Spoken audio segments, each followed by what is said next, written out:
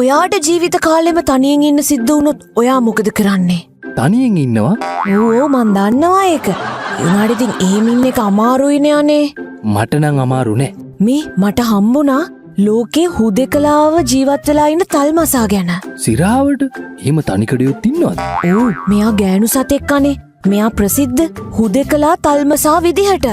1992 හොයාගෙන තියෙනවා මෙයා ඉන්නේ තනියෙන් කියලා. මෙයා අනිත් තල්මසුන්ට වඩා ගොඩක් වෙනස් කියලා තමයි විද්‍යාඥයෝ හොයාගෙන තියෙන්නේ. මොකක්ද වෙනස? එයාට පවුලක් නෑ, රංචුවකට අයිති වෙන්නේ නෑ. ඒ වගේම තමයි එයාට සහකරුවෙකුත් නෑ. එයා තනිවම තමයි සාගරයේ සැරිසරන්නේ. රංචුවක් ඕනේ කියලා ඉල්ලලා හිටියත් කිසිම තල්මසෙක්ගෙන් එයාට පිළිතුරක් ලැබෙන්නේ නැහැලු. සිග්නල් නැද්ද දන්නේ නැහැ. ඔයා කොහොමද ඒක හරියටම කිව්වේ අනේ? ළඟදී ඉඳලා ශාස්ත්‍ර පන්ති යනවා. ඇත්තටම වෙලා තියෙන සිග්නල් ප්‍රශ්නයක් තමයි.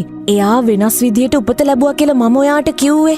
එතකොට වෙනස්ම සංඛ්‍යාතයක් තියෙන හඬක් ඇතුව තමයි එයා ඉපදිලා තින්නේ. සාමාන්‍ය තල්මසෙක් හර්ට්ස් 12ත් 25ත් අතර සංඛ්‍යාතයක තමයිලු sannivedanaya කරනවා කියලා කියන්නේ. හැබැයි මෙයා එහෙම නෑ. මෙයාට ඉහළ සංඛ්‍යාතයක් තියෙනවා. හර්ට්ස් 52ක වගේ.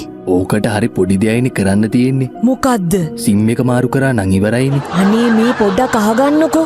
මෙයා ඉහළ සංඛ්‍යාතයකින් sannivedanaya කරන නිසා අනික් තල්මසුන්ට මෙයාට ඇහුම්කන් දෙන්න බැහැල්ලු. එයාගේ අමුතුම නොසලකා හරින එක තමයිලු අනික් තල්මසුන් කරන්නේ. ඉතින් එයා ගන්න උත්සාහයට කිසිම කෙනෙක්ගෙන් පිළිතුරු ලැබෙන්නේ නැහැලු. Facebook හරි WhatsApp හරි බැලුවේ නැද්ද දන්නේ නැහනේ. ඒවා තිබ්බනම් ඉතින් try කරලා බලන්න තිබ්බා. හැබැයි ඉතින් එයා දිගටම තාමත් උත්සාහ කරනවා කියලා තමයි කියන්නේ. හැබැයි මෙයා තාම තනිකඩයිලු. Try and try. One day you can fly. කල්මහෙක් කොහොමද බම් පියාඹන්නේ? Swimming. අපිලාගේ morning show එක.